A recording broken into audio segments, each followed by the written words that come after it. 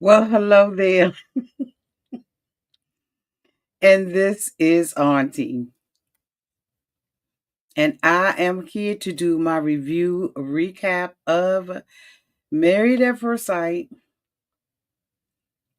Season 18, Episode 19, Reunion, Part 1.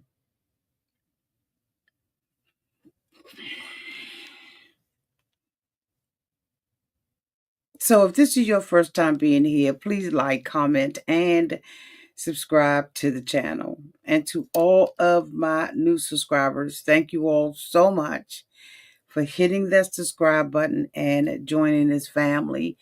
To all of my nieces, nephews, and my members who have been here with me for the long haul, thank you all so much for your continued support. Where do we begin? Child, I had to take notes. It was so much going on this episode, but yet not a lot, and in my opinion, not enough. Now I know that Kevin Frazier did the best that he could, okay, with what he had. But I'm telling you, I am so sick of them asking David and Madison when they started this affair. In my humble opinion, it don't even matter. At this point, who cares? Are they saying this and asking this for the benefit of Michelle? If so, for what? At the end of the day, she did not care for David. She had the audacity in this episode to say that had Madison told her that she had some kind of feeling for David, that she would have told her, wait the 8 weeks out and then you can have them. Michelle. You a whole lot and a half, honey. There's no way in the world you thought that you would give Madison that.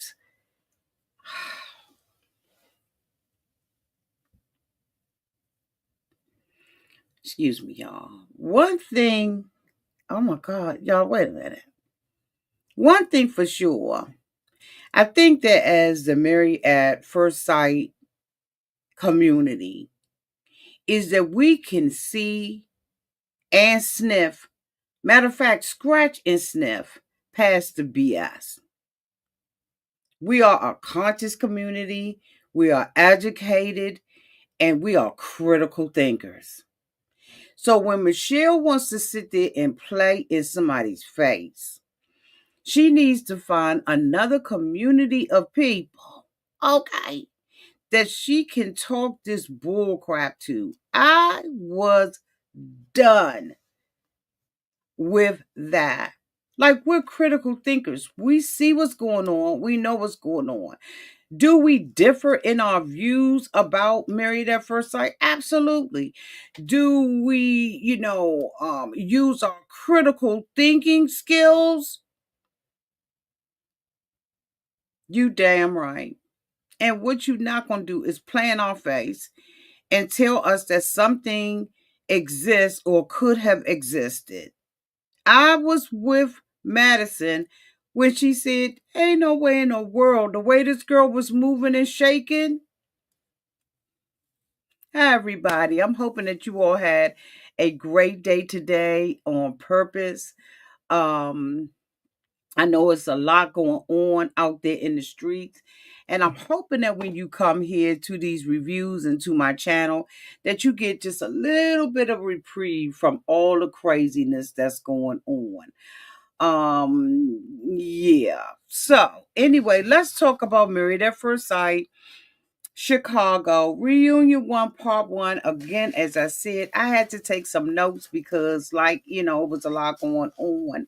I don't know if Red Lipstick is here or Nathan is here.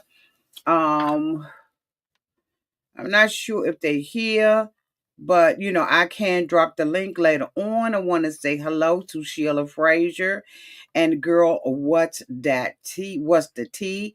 Brenlin L. Okay, Dot Finnan and Yolanda Gibson. Always want to recognize my members who are downtown in the chat. Thank you also for letting me do that. So basically, the whole crew is setting up in the back. They tried to do, hey, JC, they tried to do a couple of little things differently, right? Y'all let me know if y'all was feeling, hearing the extracurricular conversations that was going on downtown in the green room.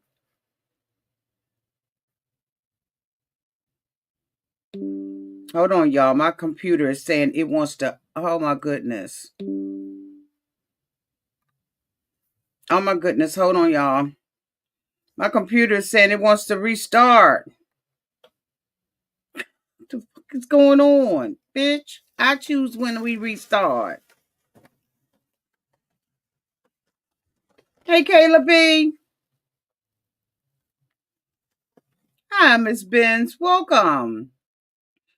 Miss Benz 362 say, hey, Auntie, I finally made it live. Welcome, boo.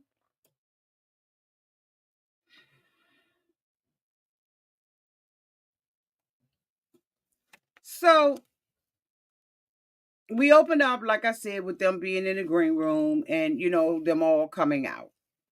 And so, they all come out on the stage. They look beautiful. I took a picture. I ain't uploaded. And, David and Madison have this thing where they're all wearing the same thing, the same colors. Now, I noticed that couples do that. I don't think that I've ever been that type of girl, right? That has worn the same colors as my man. I just don't remember ever doing that. But I know that some couples really like that. I think it's the older generation that does it, but I don't know. Y'all let me know, okay? Um, hello there, Bree. Hello there, Renee. Hey, Kayra. Hey, Boo. Thank you for the compliment. Put a head. Thank you. So they come out and all of that kind of stuff. Kevin introduces and says hi to everybody. I thought that was very cheesy, but anyway, that's what they did. Hey Taylor, no problem. So he asks them, are they still in touch with each other, right? And so Camille was like, I'm in contact with everybody. I think that we are a family, even though we appear to be a little dysfunctional up in this month. Okay, we still a family. And so Carla goes on to say that they have the different group chats, and certain people are on group chats. Some people are excluded. Okay, from the group chats, and we can imagine who's in what group chats and who's not. Okay, and so he goes over and he's doing his general haze, right? And so he goes to Michelle and congratulate Michelle on celebrating her 40th birthday. And Michelle is like, oh, okay, I guess she really didn't want anybody to know, that she was 40. But honey, let me tell you, every day above the grave is better than one under it, honey. You need to celebrate. And so MM says, he goes and says something to MM, hi to MM, how she doing? And he asks MM whether or not she's still with Brandon. And so MM says that we're still very much in love.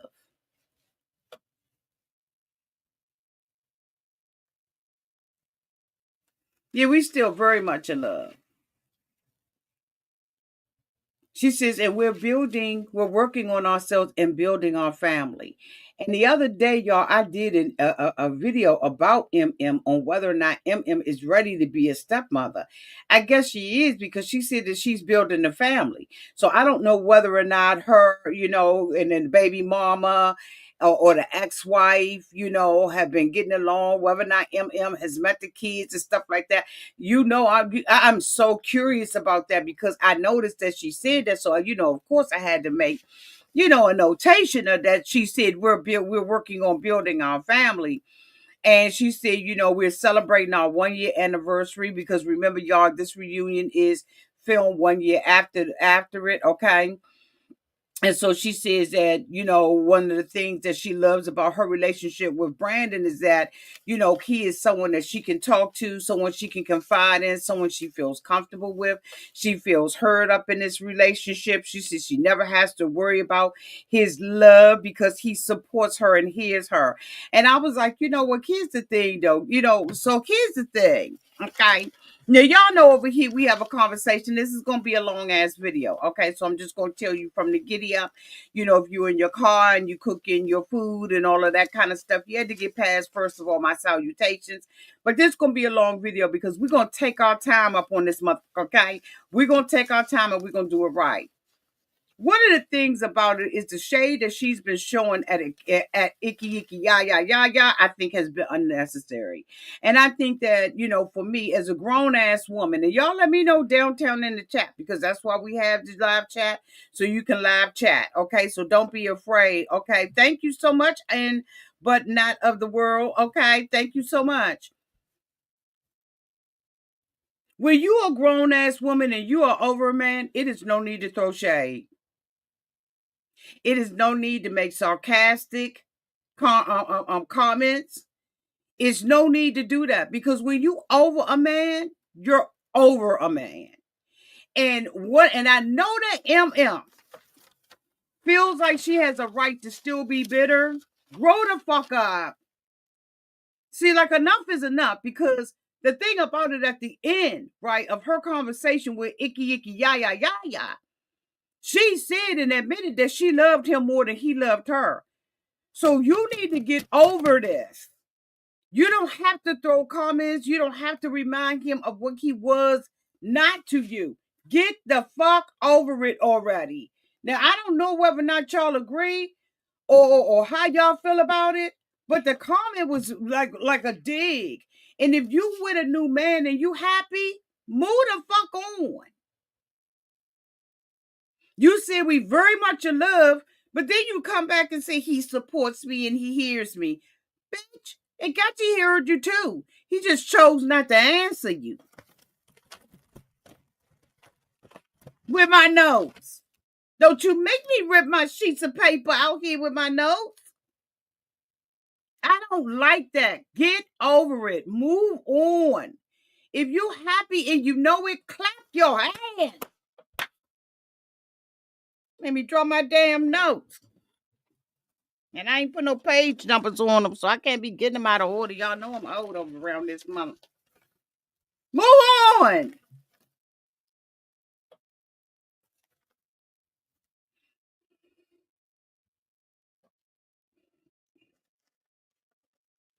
Okay. Make sure my notes is together, bitch. Okay. So, he goes around there, Icky Ya. And he asks Icky Ya, how you doing? Are you dating anybody? And Icky, of course, in Icky style, the only way that Icky is going to do it is Icky Ya said, I ain't disclosing that. I ain't talking about it. That means he's a lonely motherfucker. That's what it means. He's a lonely motherfucker. That's what it means. He said, but he been traveling around doing music. I took a screenshot of this mother. Do I got it on this phone? I took a screenshot of what he had on while he was up on somebody's godforsaken stage playing music looking a hot hobo ass mess. So I don't know whether or not it was a hobo type of come looking like a bum type of bullshit kind of concert he was playing for. But I was like, what the whole hell is going on? You know what? It's on my other phone. No, here you go. I took a picture. This motherfucker ain't even got on socks. Can y'all? He ain't even got socks on. He look a hot hobo mess. What? He he's up on somebody's stage with that same jean jacket on, that hat on his head, what is he insecure with about his head? No, I didn't say homosexual. I did not say that. I was saying it is a bum. I was not saying that. Okay. If that's what y'all heard, that's not what I said. I'm talking about hobo as in somebody who is homeless.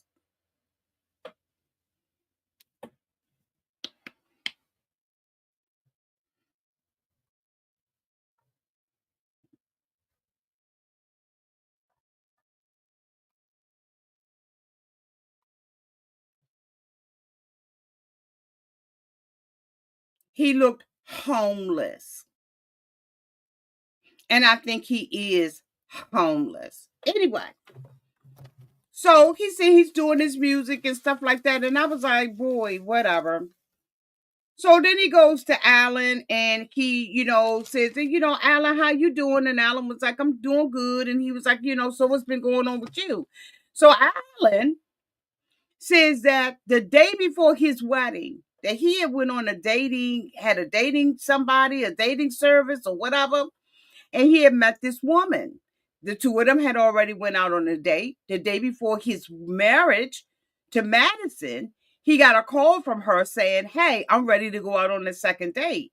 And he said, girl, I'm getting married tomorrow.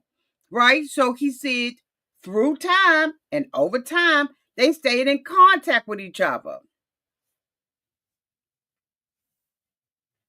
Alan, if you was married to Madison, why'd you stay in contact with this girl? That's another conversation for another time. But I peeped that.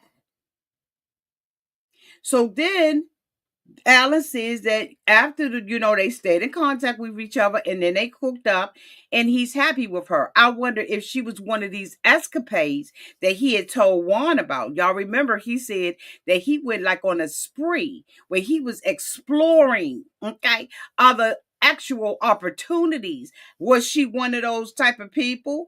Is it, after the fact? Like Alan, okay, we need to have a conversation, Alan. We would love to have that conversation. I said, you know what? I'm kind of looking at you, little son. Now, the girl in the picture, I could not tell whether or not she had long brunette hair, dark hair, or braids. Okay. I was trying to squinch my eyes all I could to see whether or not this was indeed a sister, but I could not deduce. Okay. I could not tell. But it looked like Alan was with a sister. He's very happy in his relationship and good on Alan. But Alan, I had to side eye that you see that y'all stayed in contact with each other, even though you was married to Madison. The fuck for? Maybe he's talking about after the fact.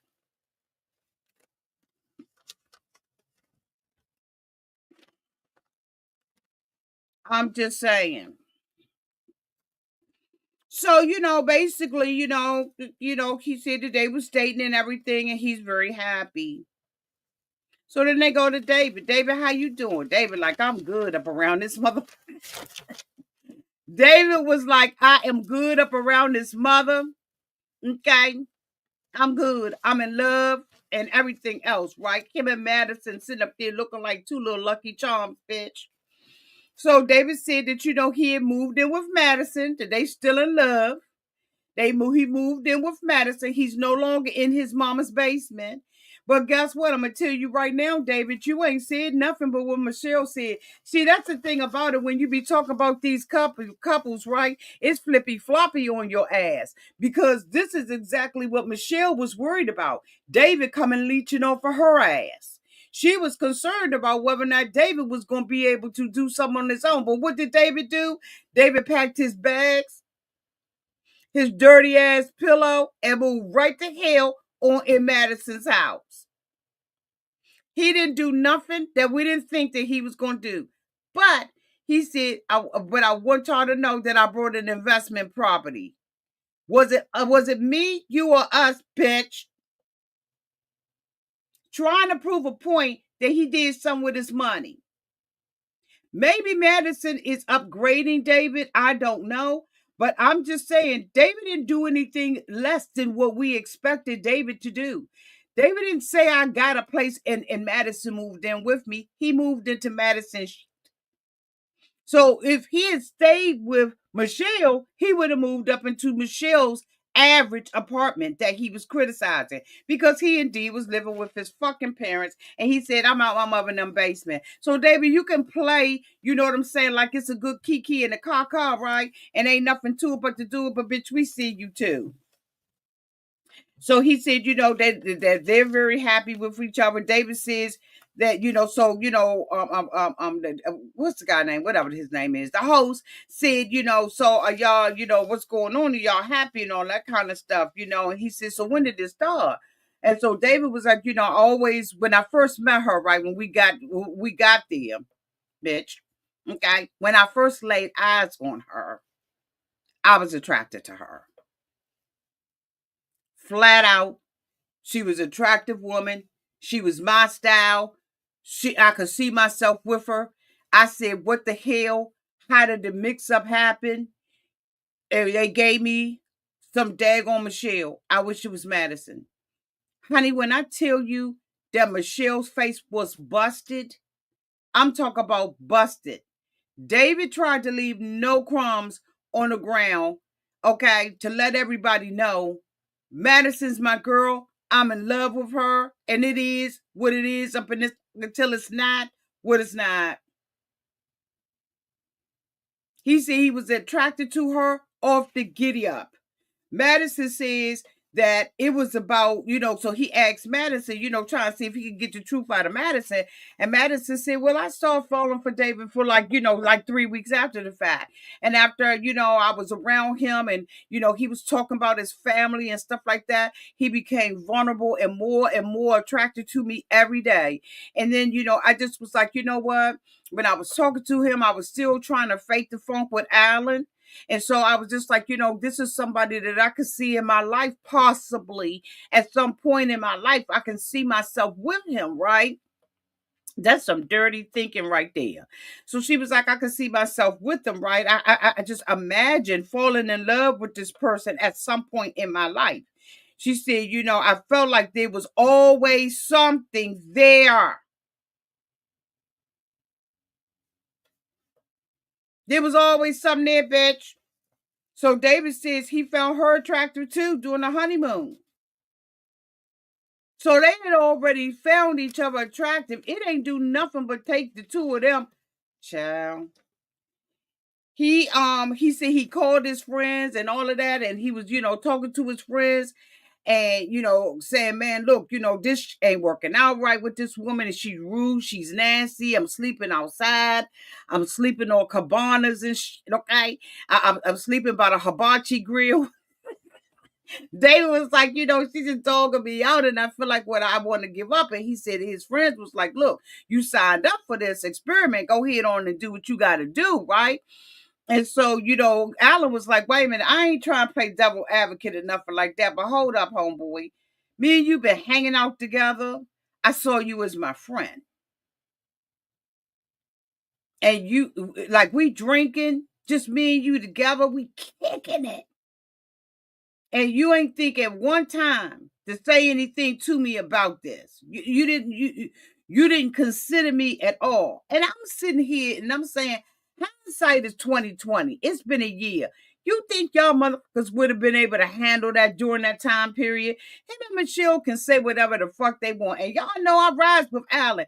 But Alan, that was some bull right there. Because ain't no way in the world you would have let David, your homeboy, sit up in your face after you done spent $3,000 on the wardrobe, you done spent money on teeth, you changed your drawers from broccoli drawers to Hanes, okay, Hanes her way, bitch.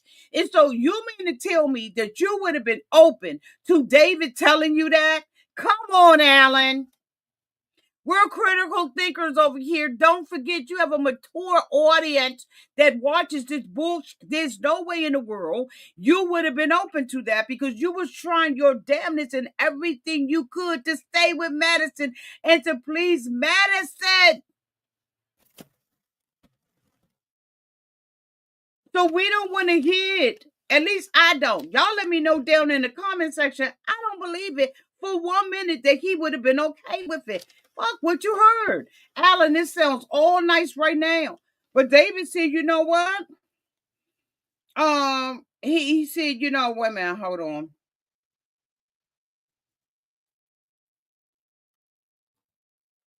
He said, at what point did you think I'm going to hit on my friend's wife? And so David said, you know, it didn't start until they got back to Chicago. David, use a motherfucking line. See, that's the thing about it. Everybody's spinning their own particular story. Y'all understand what I'm saying? David, you a lie too. All of y'all bitches lying. And I don't know why, because you grown. The stuff is already out there. Like Madison said, let's blow it up. Let's put it all out there. It wasn't when you got back to Chicago. When you got back to Chicago is when you had places where you could duck and fucking hide, where you wasn't on the resort. Because if you had did it while you was on the resort, y'all would got caught. You and Madison waited until y'all got to Chicago so y'all can hide at pubs, hide in the club, hide over Madison friend's house. Come on now, god damn it. We didn't like anybody stupid. So David was like, you know what? Dallas says he would have appreciated it if he had said something to him when they was having drinks. And David said, look, man, I just shot my shot. I just shot my shot. And Allen said something, but they bleeped it, so I didn't understand what the said. So Michelle said that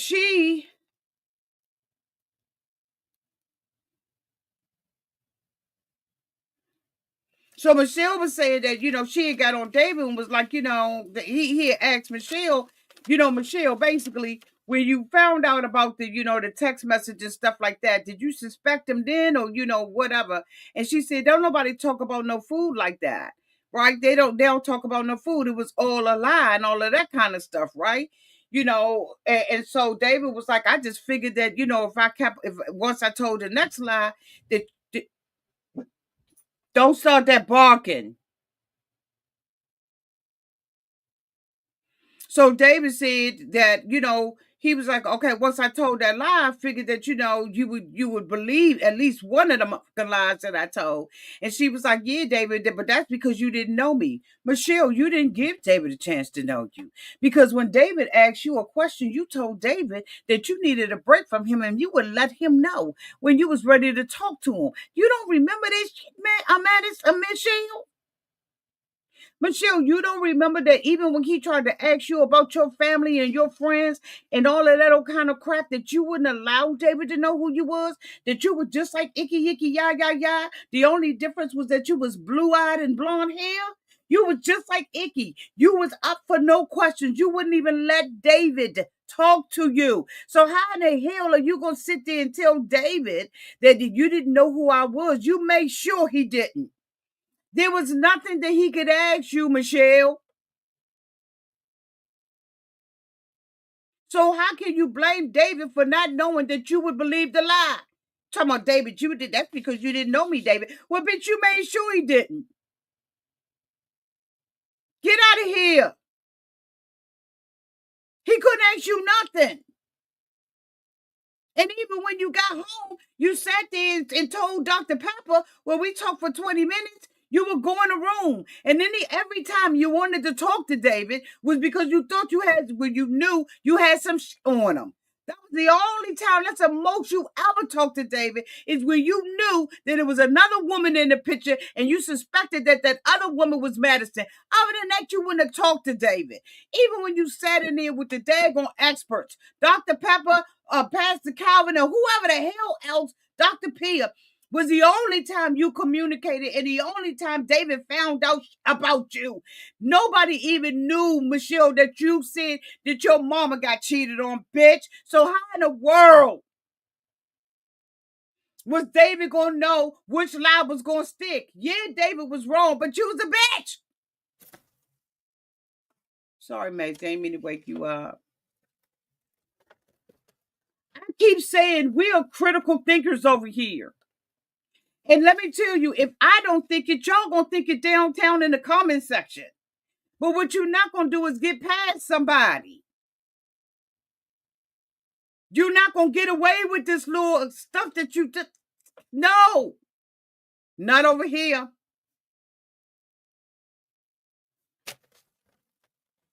Come on, you didn't know me, David. Well, bitch, he was trying to get to know you.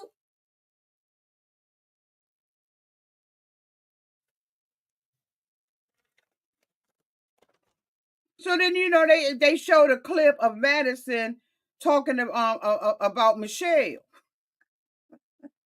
Madison, Madison is a dirty piece of monkey work. Madison said, I'm going to hold on to this fucking lie as long as I can. Madison said that bitch Michelle came up to me asking me some questions with her immature ass.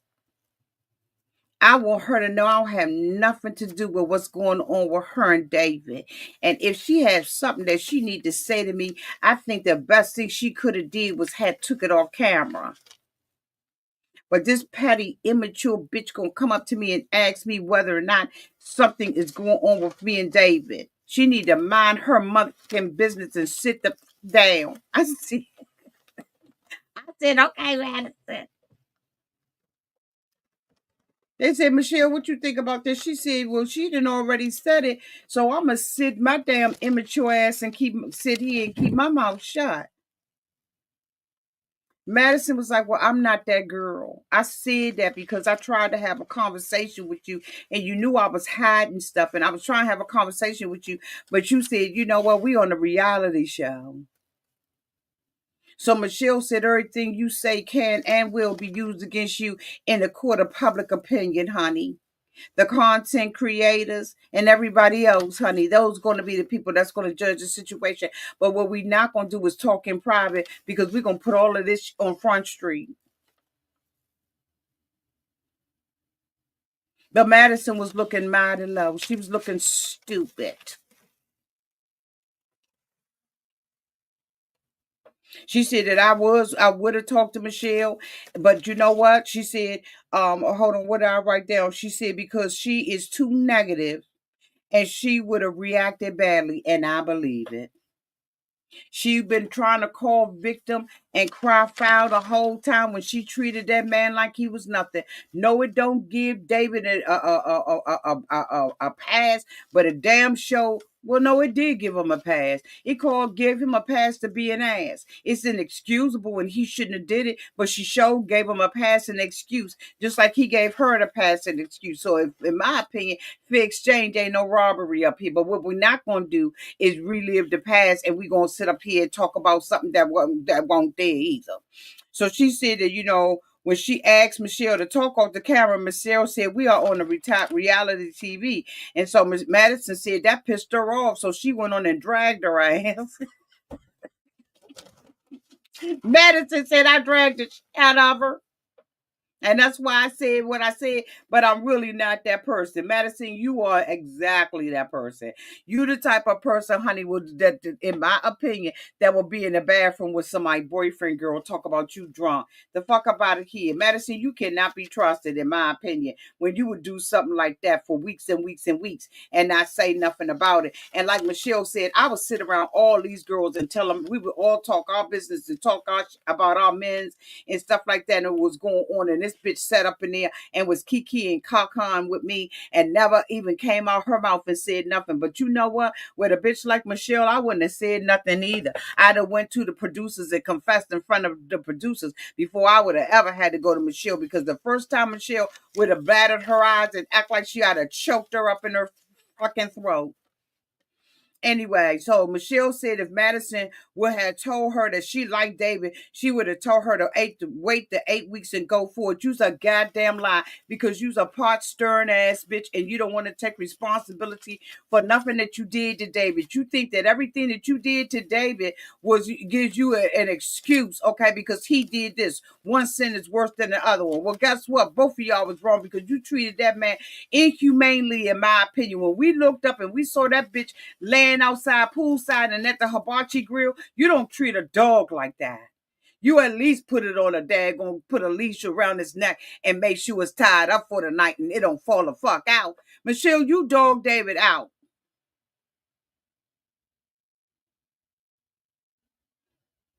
And ain't no way in the world she would have told, because she could, first of all, you couldn't even accept the fact that anybody that had any kind of blonde hair would even like David. You went out there, you know what? I keep get tired of repeating the same thing over and over, Michelle. You went out there and told all the girls, oh, Madison don't like no fucking David. David like Madison. She ain't liking him. Honey, come to find out that Madison was the one that was pursuing the man. Get out of here. So Madison was like, if everything was all bad and all this all kind of stuff, why you continue in the relationship? You ain't give a damn. You ain't like him anyway.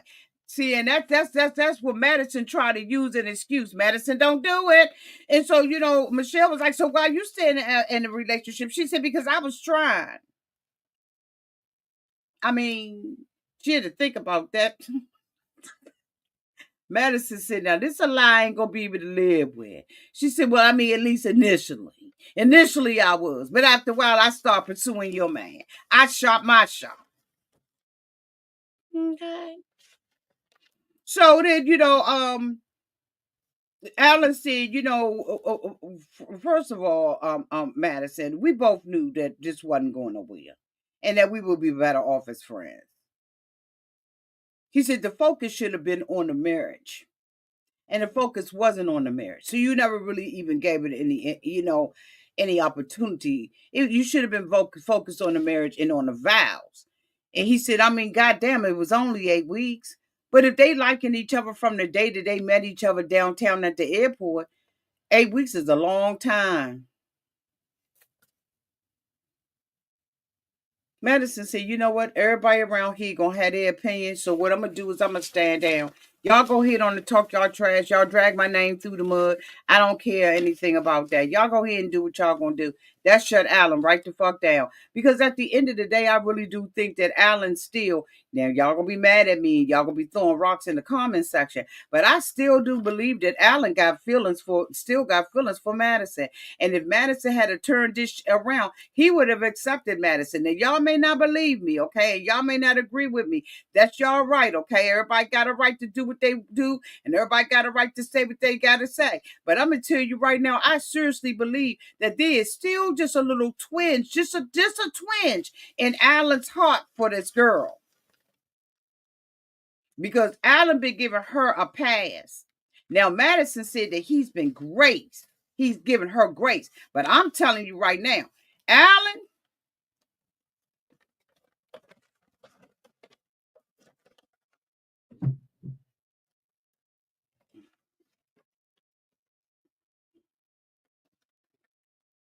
Kevin asks, how much have you two been in contact after the cameras were rolling?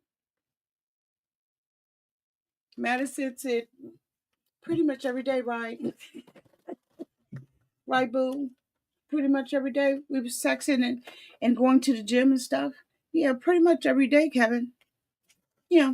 What do you think, David?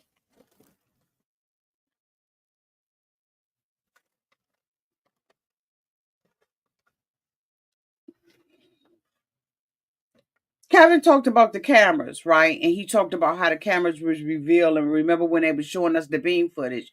And he was talking about, the cameras and stuff like that. And he was like, how often were you and David in each other's apartments and stuff like that? And she said, I was never in David's apartment. And she wasn't in an apartment because the days when Michelle was there, he never knew when Michelle was going to be there or wasn't going to be there. So he didn't try that. She said, for real, we was out. I was with my girlfriends and stuff like that. The only time that I was with David and had a conversation with David, it wasn't in David's in Michelle's apartment, because I'm trash, but I ain't that trashy, right?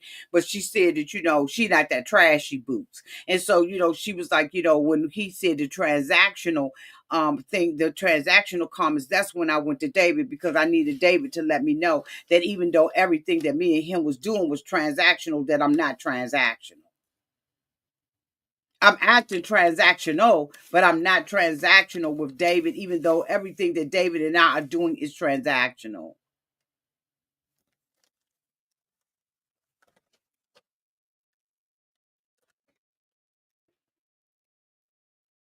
MM said that she was shocked because he went around and asked people how they felt about it. And MM said that she was shocked. She did not think that David, even though Michelle was making these accusations, she did not believe that David was could do something like that. Bitch, don't ever think that anybody you know what going on, Auntie. Okay. And so Carla said, there were plenty of opportunity. Carla got that rock. When Carla talks, she got that little rock with her, right? She's always hearing some kind of sound bowl, bitch.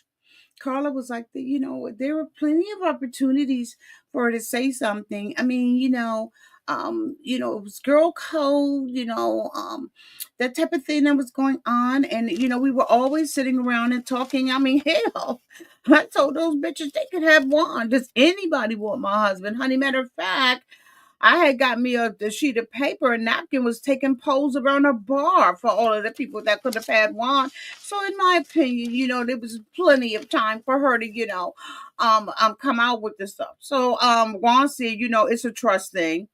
He said, when a man do something like that, you can't trust his ass. He said, but you know what? You still got to move on with your life. Thomas said that he was embarrassed. He said he was embarrassed and ashamed because he liked David, and so he was riding with him. Plus, he was like, I felt like he was a brother from another mother. And so I was riding with him. And to find out he did something like that, I was just, embarrassed because I was defending him. Okay. Icky said, they said, so Icky, Icky said, man, this has been going on. Icky said, I saw this from the beginning. I mean, this man is sitting up here buffing everything. He do got a belly and everything. But this man started doing cardio. He said, anybody that wasn't blind to see that something was going on. He said, I'm in the gym with them because Icky do got a body, okay? He do like he work out. He said, I seeing him running on treadmills and all this kind of stuff. And he said, I was like, man, he feeling that girl. He was like, but who gives a fuck? Y'all together now, who gives a fuck about it? He said, I saw this, I've been on this. Who fucking cares? So, David was like, what, Michelle, I do want to apologize because I did dog you out. I could have handled this differently and everything.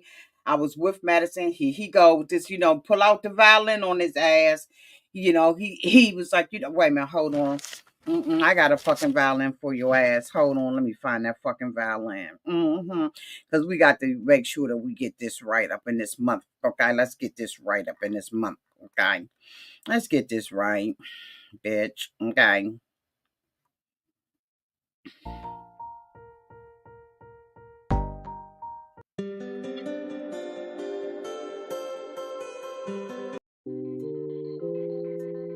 Michelle, what I did was like really fucked up when I started messing with Madison, but those arms, those eyes, that long hair, and I know I did wrong. It was fucked up with my side ponytail, and I wish that I could have did things just a little differently.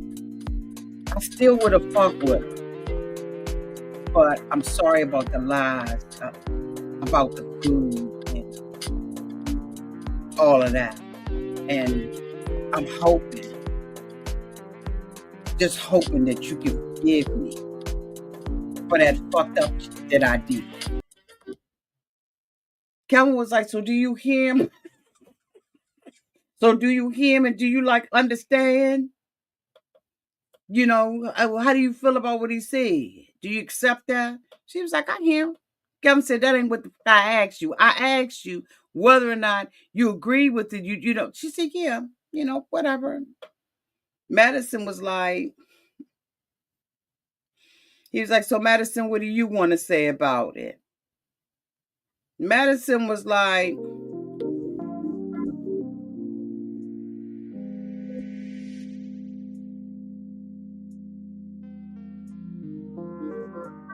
well, basically, I wish that I had the balls to tell that bitch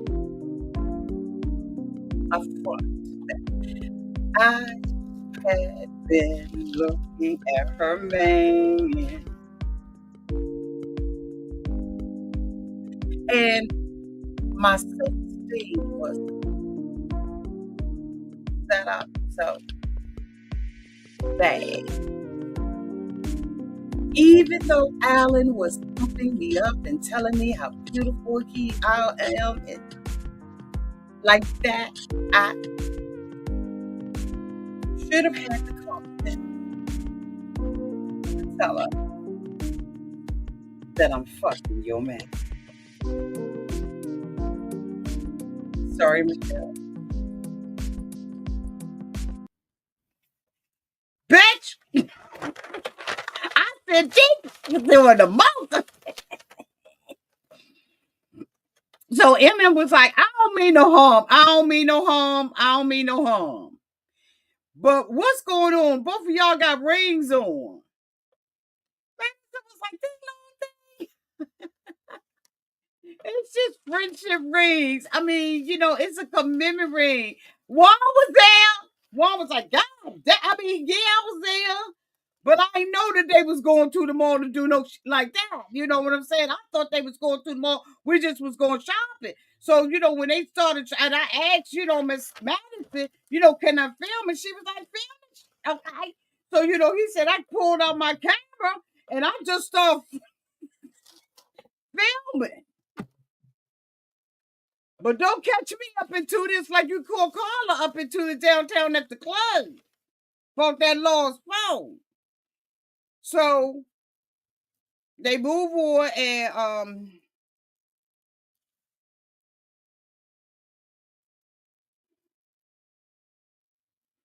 wait a minute. So the next thing you know, we go to Camille and Thomas. Camille and Thomas is what this show used to be about 15 years ago, bitch. But it's not about that anymore. So I found their thing very dry. They talked about possibly having a baby in a year. She, said that, Kevin basically said she gave him some swag.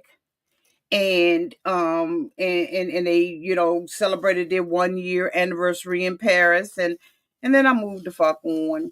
So the next couple that they ended up talking to was Emem and Ikechi. And so that he started off by asking them, how did they feel about the wedding and everything, right? Bitch, am I missing something? That's why I hate when I be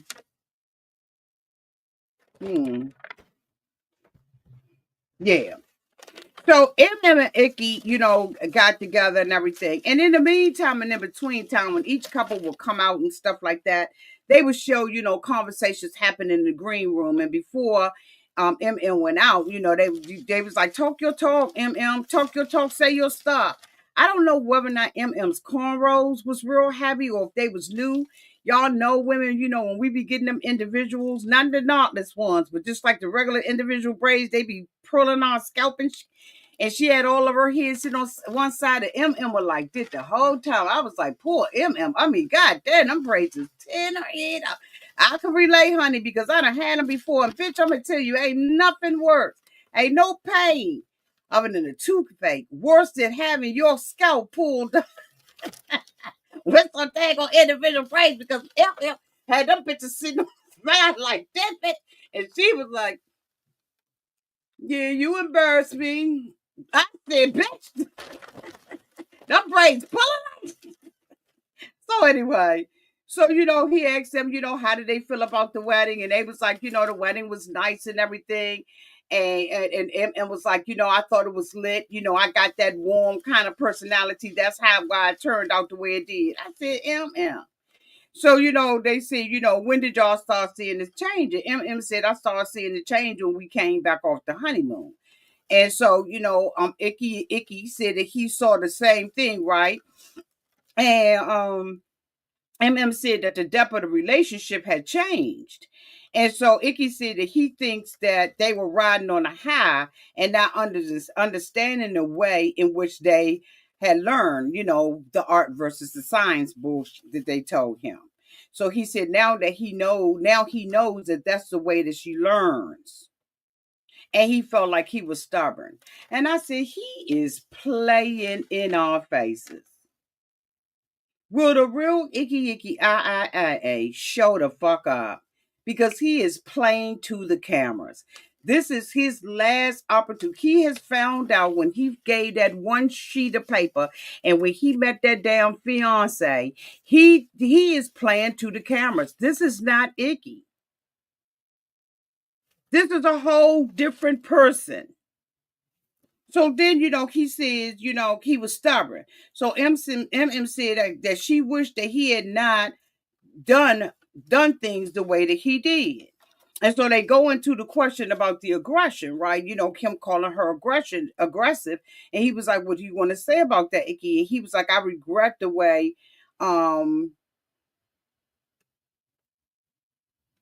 he said he regrets the way that he said it, and he was not trying to say it that she was aggressive in a bossy kind of way, but in terms of her being a businesswoman. No, it wasn't, Icky. That's not that's not how you led. No, Icky, stop this bullshit. I wanted to run up and get him done up because I just was like, he's lying. There are no redeeming qualities about you, Icky.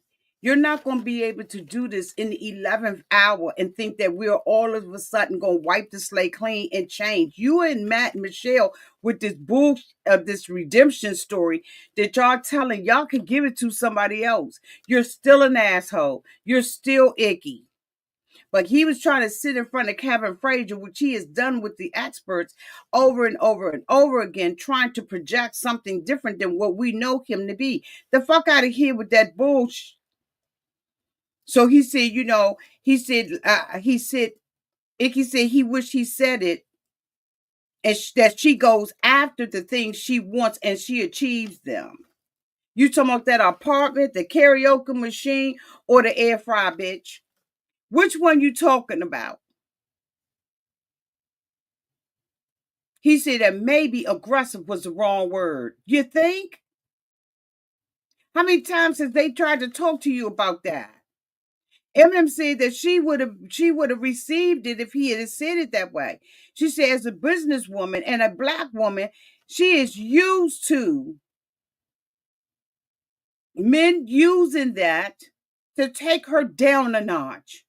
She said it feels like it's an attack on everything I built, everything I work for, and everything I've earned. And I'm telling y'all right now, if that ain't the truth in the black community, all my other sisters and brothers stand down. But I'm talking to the straight up Nubian princesses out here. We have all experienced it from some black man or the other.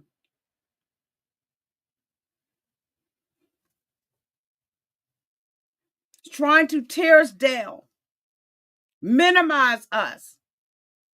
And we be knowing it's hard out here for our black brothers. My brother, wrong brother.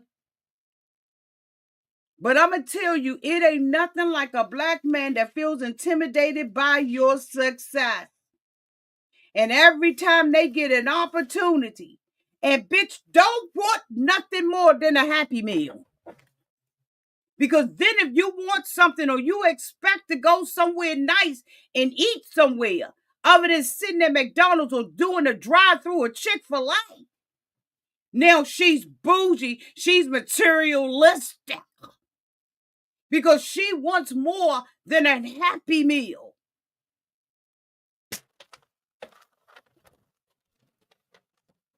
Now back to our regularly scheduled program. He said, well, you asked for Michelle Obama.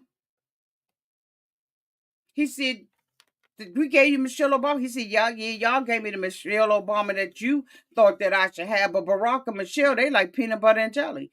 And Kevin was like, don't get it twisted. They had problems in their damn relationship. Ain't no relationship perfect. And even the one that they live in right now, you don't know what the fuck is going on behind anybody's closed doors. Yes, they are an example. But let me tell you, at one point in their life, maybe they weren't. They worked on this. They built this relationship that they have with each other. But trust and believe me, they probably be up in there. And especially given the fact that he's smoking, she didn't even like him smoking. And now the daughter smoke.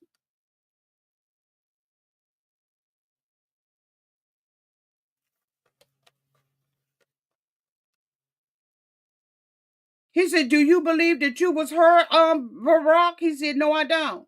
And M said, "He damn sure ain't." M said that what she does is intimidating to men, and that's what makes dating hard. She said men try to belittle her because of her success. And she said they do little passive aggressive things to make her feel small.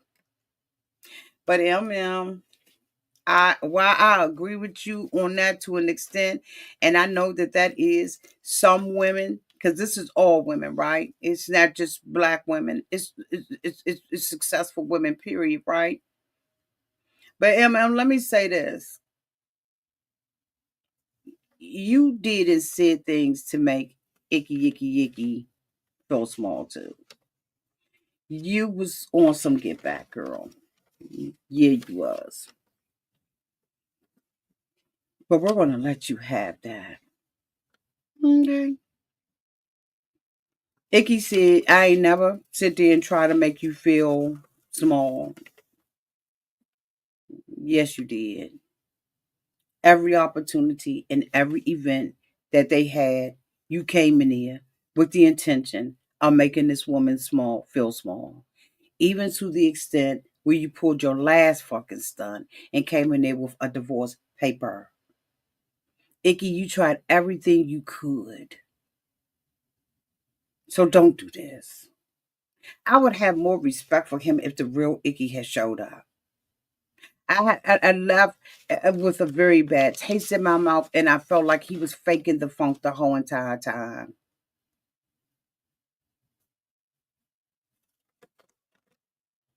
So they got into the violated the consent. He said he doesn't believe that they were at a physical understanding of who each other was. MM said, "Bitch, no, you was giving me mixed signals. You was hot one minute and cold the next minute." She said, "I wish you hadn't did that and you hadn't carried it like that." And she said, "Because believe it or not, the first actual contact that was made was by you. You are the one that initiated this bull, but then you got hot and clothes." She said, "This was not me trying to put myself off on you. This was not me coming on to you. You started this bull and then you pull back." And he said, "So when he told you no, you just was like, oh, okay, no." She said, "No, when he told me no, that he wasn't interested, I asked him why. And I still haven't gotten an answer out of his ass. So what I would appreciate if you would get an answer out of it." She said, she said, then when I asked him about it, she said it turned into he was traumatized and that was just a pure deflection. She said, and I never got the answer. He was hot and cold and hot and cold. Icky said he was not attracted to her sexually. And MM said it's good to know that now. Why you ain't said it before? I'm going to sit up in y'all faces when I say this. Let me take my fucking glasses off. He said that the reason why he did not tell her that he was not attracted to her in that way is because he did not want to embarrass her. I'm gonna look y'all dead in your eyes and say that Icky said that the reason why he did not say anything to her and tell her that he was not attracted to her that way is because he did not want to embarrass her on camera.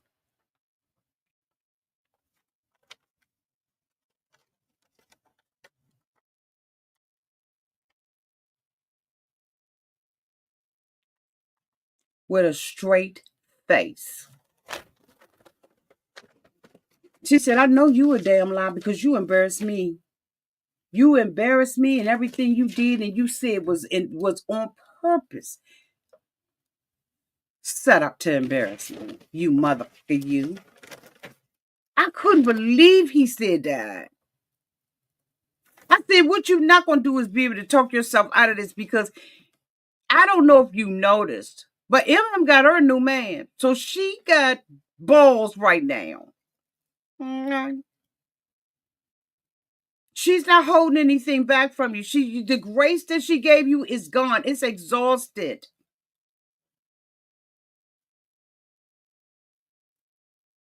She said, that's all you had to say. You never said that. You intentionally embarrassed me, and you did embarrass me.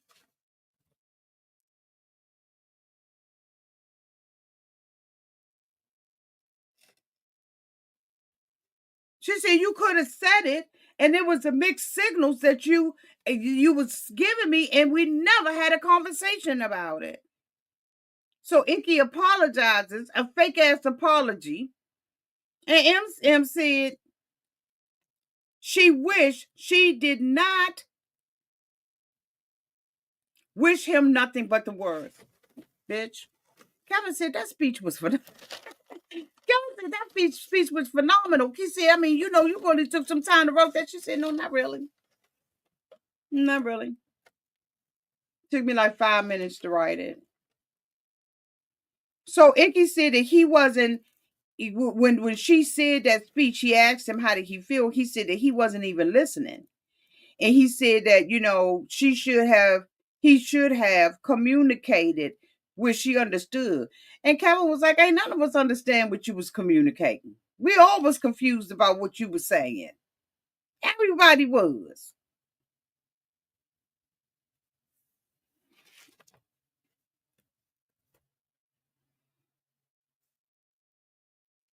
He said he didn't feel heard. So he just shut down. Said that she has no idea what the fuck he talking about.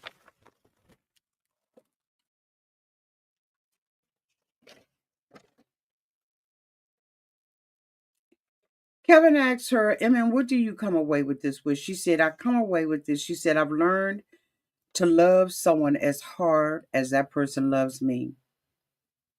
And I wish I had given up on Icky earlier. And that I wasn't so into him.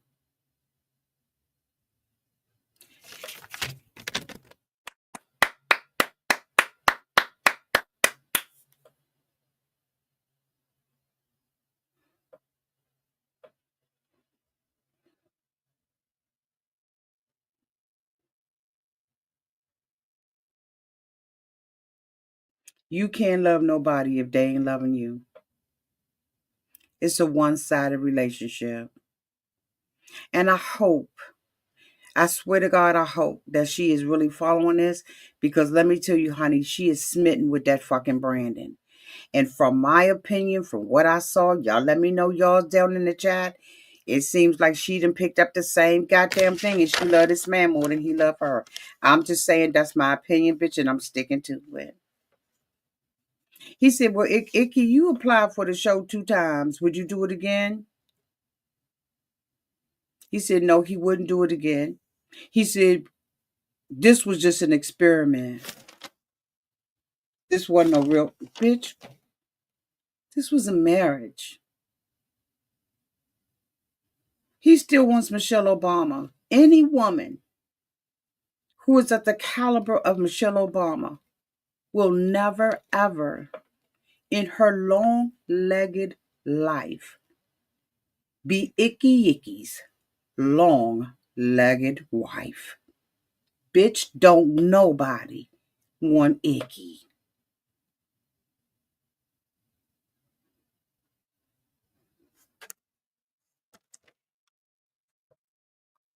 Thank you so much, in but not of this world, for the $2 super chat. Thank you, boo. I appreciate you. So then we got Madison and Allen. They talk about how the wedding was fun. Madison, was basically saying that, when she had met Allen and everything, and was getting to know him, that she let the incompatibility get in her head and fuck her up about him. The shades, the broccoli underwear, just Allen being Allen, all of that kind of stuff made her see that she just was not compatible with him at all.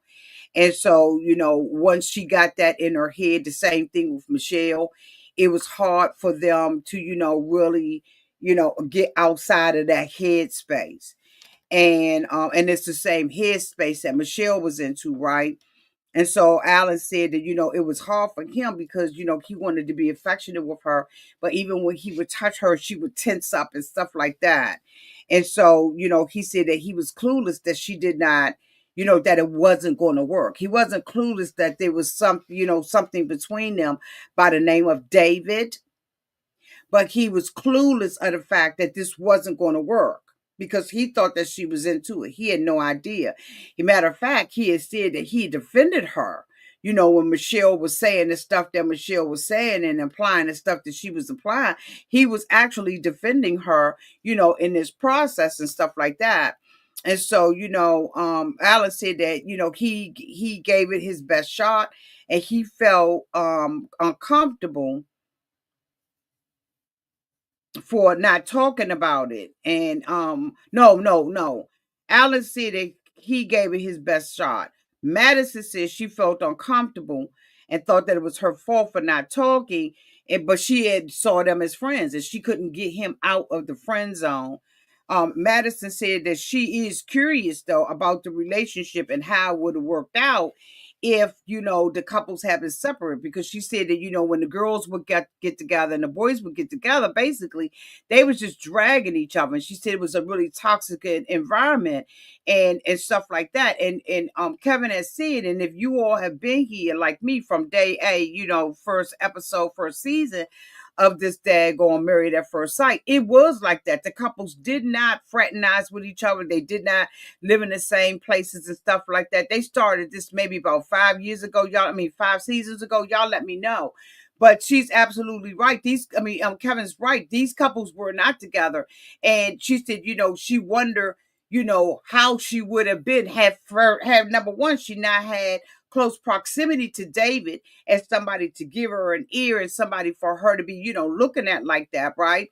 And, just not having all the negative comments that's coming from the girls. And I see, what Madison, she said, I wonder what would have happened in the relationship. She said, basically, it would have been a do or die situation about, what's going on in the relationships and stuff like that. Anyway, so,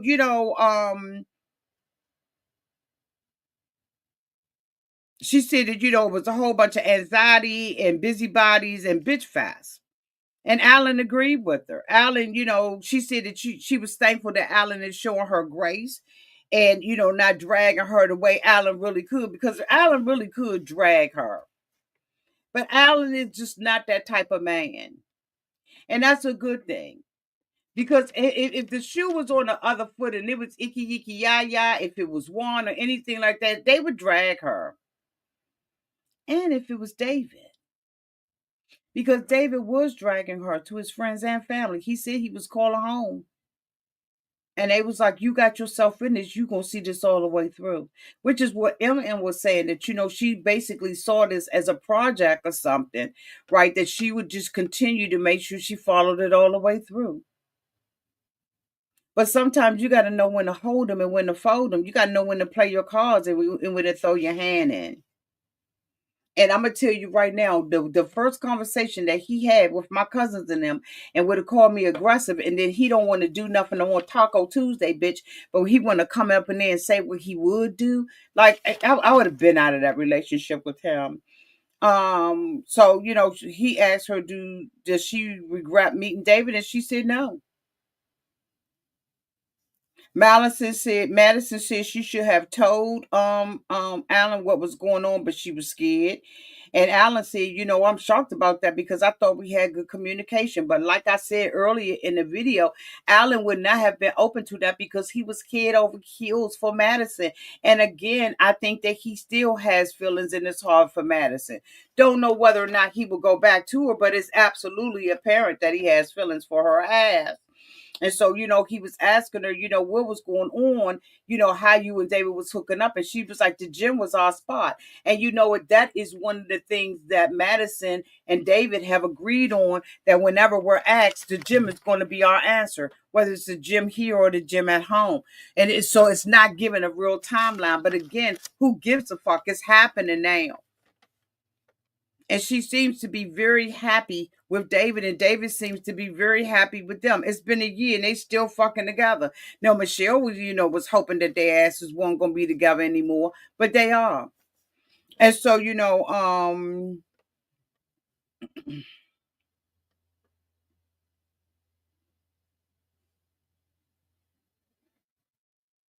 he asked her why did she come clean, and she said because of the confrontations. Of course, Kevin, didn't you watch? Didn't you watch Michelle run around that whole damn weekend? Come on now. She said that she wasn't sure whether or not the relationship with David was real. And she said, and if she did not think that the relationship was real, that she wouldn't risk tearing down her own reputation. And I thought that that was something else. She agreed that it was a betrayal. And he said, would Alan have handled his rage differently than tearing up that damn kitchen at the resort and going off the way? He said, no, absolutely not. I wouldn't have done it any different. He said, I was pissed off. And he said he was pissed off like that for about a week. And no, he would not have done it any different. And I think that Alan was authentic to himself the whole entire time, right? Except for when it came down to the reciprocal relationship between him and Madison. He already knew that there was no reciprocation, that she did not like him that way.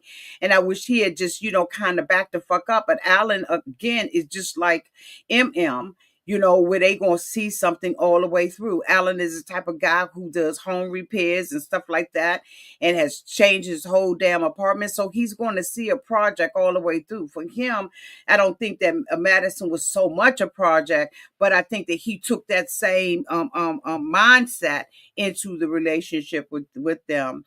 And so he said that he's not going to let this failed relationship change him, and that he's good enough for somebody. And I said, you know what? That's good. Alan girlfriend, they talked about the girlfriend, and Madison said that she hasn't met it, but the girlfriend does want to meet her. She absolutely wants to meet her, and she says she's excited about it. I'm like, I don't know how the fuck that's gonna work, because I'm telling you now, I wouldn't be interested in seeing or not seeing your girlfriend or your boyfriend or whatever. Thank you so much, Wanda, the advocate, the nurse advocate, for the $4.99 super chat. Greatest show, beautiful auntie. Thank you, boo. Thank you so much, Wanda. So, she said, she wishes Alan nothing but the best. And she called him Champagne Alan. So then they meet with the girls, and the girls, they ask, there's a question that's asked, who gives the best advice? They said Camille. Who's the life of the party? They said Carla is the life of the party. And, and so then Camille was like, and so is Madison. They said, who will stay in contact? And they said, Camille is close to everybody. They said, who was surprised by the engagement of MM and Brandon? And they said, everyone. They said, MM left. And so MM said that she felt support from all of the girls. Madison took the heat from the girls.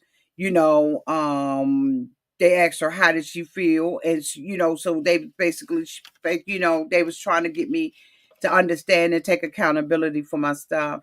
They asked Carla, did you know what was going on? And Carla said, I was seeing them together. And Madison told her, well, you saw us together for the phone, but my phone really was lost. And Carla was like, whatever you say, bitch, that's what's gonna go. Camille said that this moment was on another level. And, when asked about breaking the girl code, and she was like, this was breaking the girl code on a whole different level. And you know what it is, because the thing about it is things like this will disrupt your friend circle. It will disrupt your friend circle. I've never had it happen to me. But I know that, that there have been some things that have happened, right? It hasn't been within my friend circle. But I'm telling you right now, this would disrupt your friend circle. You damn Skippy, it would. And I would want Madison to take accountability for her stuff. And I would want her to understand how I felt about it, right? Because, they was talking about, Madison being dogged out and feeling dogged out. Michelle said that, she don't care about what they did. She mad about the timing of how they did it. Michelle, shut the fuck up.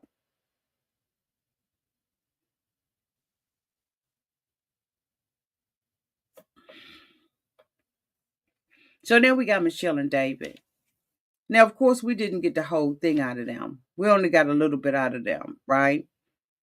So Michelle, Kevin said, Michelle, you never could get past the fact that David lived in his parents' basement. So they take a flashback of it, and she said she couldn't. She was stuck right there. But here's the thing. Michelle couldn't get past the fact that David smoked. Michelle could not get past the fact that David cursed. The apartment was not the only thing that Michelle could not get past.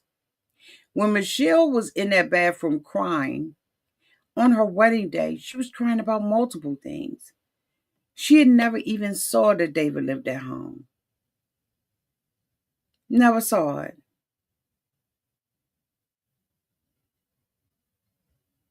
There were other things that bothered her about David on her wedding day. So her marriage started and ended on that day, in my humble opinion. Everything else, Michelle went through the process. But Michelle was turned off about him from that day on. And because she got stuck in that place, there was never an opportunity for David to redeem himself, even if he had not been messing with Madison. If I believe if David wasn't messing with Madison, he would have left the experiment.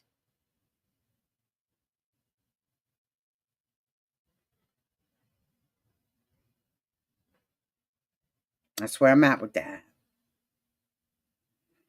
Um, so he asked David how he felt about it. David was like, I never could navigate the relationship. Because as I said, Michelle wouldn't even let David talk. Y'all know Michelle wouldn't even have conversations with David. She had completely shut David down. She basically told him, bitch, when I say I want a time out, I'm not talking about go down to the pool and come back up and ask me to go somewhere else. I'm talking about waiting until I tell you I'm ready to talk to you. You don't talk to nobody like that. So David was, reaching out to other people. And in no way am I justifying what David did, but I do have an understanding of why he did it, because I'm a critical thinker. And everybody is not strong enough not to, anyway. And so, so he said, why be so angry, Michelle? If you didn't care anything about him, you couldn't get past the smoking, you couldn't get past the cursing, you couldn't get past the fact that he would come to dinner and not be dressed up in a suit. You couldn't get past the fact that he lived right beside the washer and the dryer in the basement. Kevin said, Michelle, why you mad? She said, because it's the lies. They lied to me in my face. Michelle, you lied. You said that you would do this experiment. And you said each time when you met with them that you would do better, and you didn't. You fucking lied to the daggone experts by or the whatever we want to call them. You lied to them when you said that you would give your relationship a chance. Michelle, you never gave David a chance. You're just as much of a liar as they are. And the reason why Kevin keeps pressing on the date is because they want to satisfy you. But Michelle, let me tell you, it doesn't make a difference if they started dating on the night of your first night of your honeymoon. You did not give a rat's ass about David, and you don't get a pass. You do not get a pass.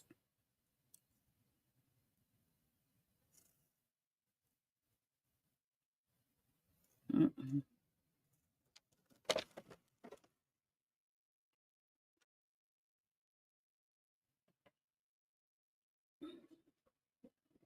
They ended the episode with David saying, Michelle, you didn't give two.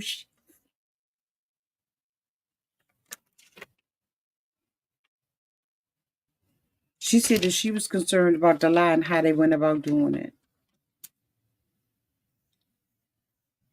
So we're going to be going into reunion part two.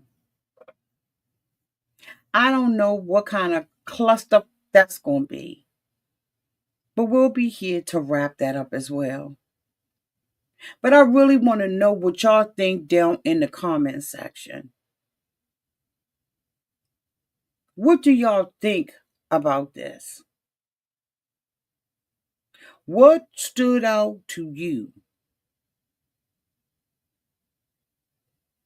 I think that they are beating a dead horse when it comes down to Michelle and David. Kevin right now is at the part in this episode where he is saying, this is the moment, David. Tell us when it started. To see the satisfaction on Madison's face would almost kill me of being right because she said, I've been right. Everything else I thought was right. You mean everything else you was being fed? Because there is a part of me that believes that Michelle was being fed information. Now, I don't know whether or not that's true, but I damn sure believe that the reason why Michelle held this back, I noticed that Michelle said that she was having conversations with Madison and she was asking David for weeks. When they were at the house, Michelle said it was a week. Now it is weeks. She wants to hold Madison in a cage and keep her foot on Madison's neck by saying, you were my friend. They didn't have no friendship.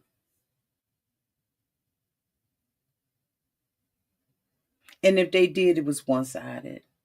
In the next episode, it appears that Brandon is going to be asking Pastor Calvin to marry them because he wants to go home with a wife. Well, bitch, you got one.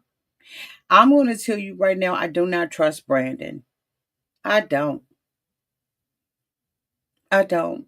There's something very sinister, almost snaky, in my opinion, about him. He showed up at the right time.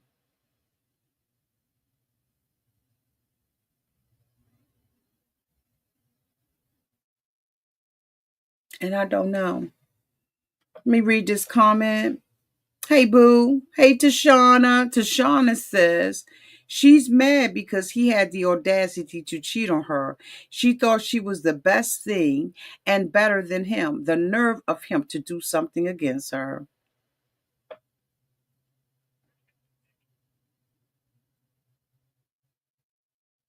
Thank you, boo. See, Becky said they hadn't known each other long enough to be friends.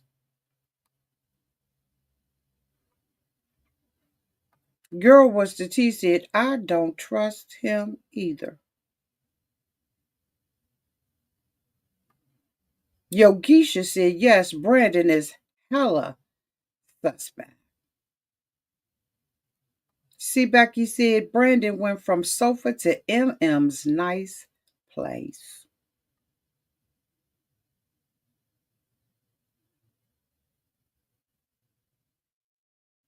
Y'all let me know what y'all think down in the comment section. Thank you to all 1,000 of you all who are in the chat. I appreciate you. Well, looking at the video. Thank you so much for being here. If you haven't already done so, make sure you hit that subscribe button. And let me know down in the replay what you think.